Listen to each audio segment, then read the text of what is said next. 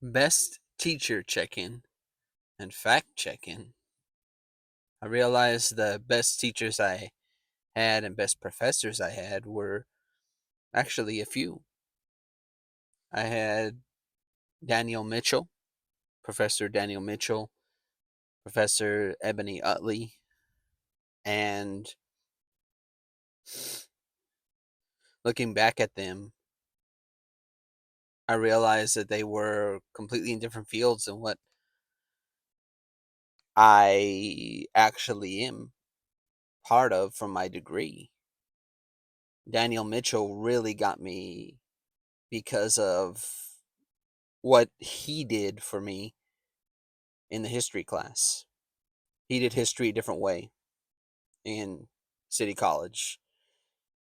He showed history in truth, which, man, was beautiful. It felt like it was an honest one, and it was in 2006 summer.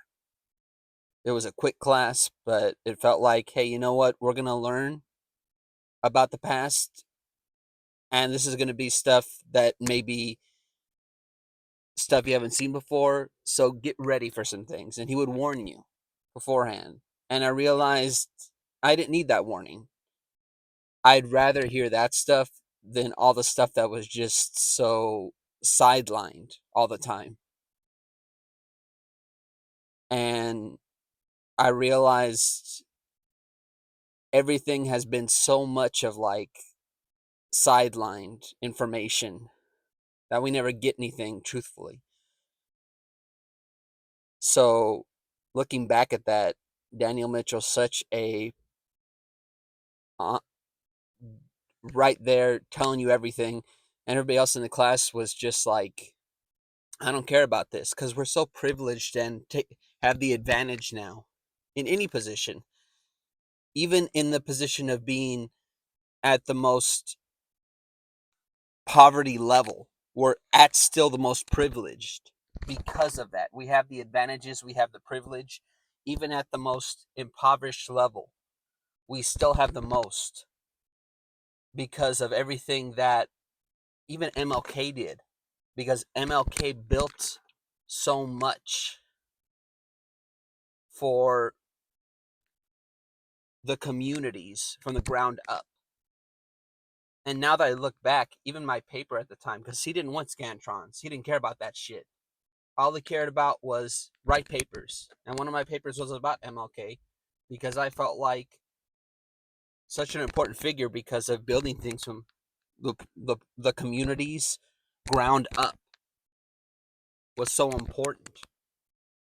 And I even brought up how much not only within the community was that something that was missed, but I realized how much across the board that so many communities and women get so much mistreatment because of the bullshit that the people in power like myself, the one you're looking at, take advantage of shit.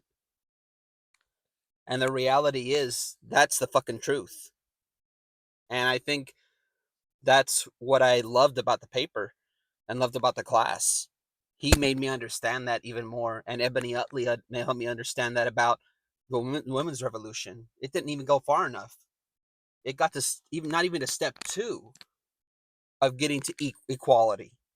When we talked about the social media class, you got to the women's revolution, but it didn't even get to all the steps it needed to. So I want to thank both of them for speaking about that. And those were papers that I wrote about because of them giving me that influence and power to want to. And I think looking at these last 2 months, I recognize what I wrote about. I remembered how much having days, in a way, puts a coffin on people's identities. Having months puts a coffin on everybody's identity because we have to keep them alive. We have to keep everything alive. You know, if we want to just be consumers, That's all we're gonna fucking be. Whether you stop shopping at Target, that's not gonna do shit. Good job. Stop shopping at Target. But you have to stop being a consumer altogether. That's how you stop everything. You got to come together as one. Why can't we all just walk away? Because the reality is we have to shift everything together. And it doesn't have to be by any leadership. That's why MLK died. Because he was seen as a leader by us. But he wasn't a leader. He brought people as a community together. And that's what people have to do if they really want to bring a community together. But we're not doing this even together. We're separately saying, just stop shopping. Cool. Good job on that one. Keep doing that. I'm rooting for all of you to keep on doing things separately and not together.